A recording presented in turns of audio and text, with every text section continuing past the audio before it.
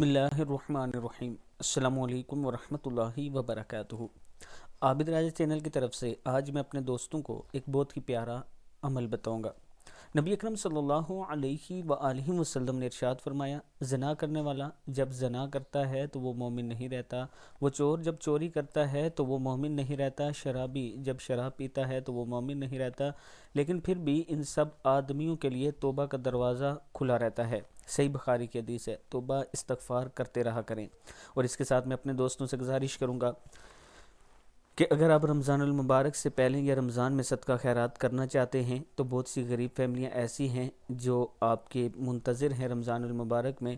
پچھلی بار بھی تقریباً ہم نے 100 سے زیادہ لوگوں میں راشن تقسیم کیا تھا، اور یہ سب آپ دوستوں کے تعاون کی وجہ سے ہوا تھا۔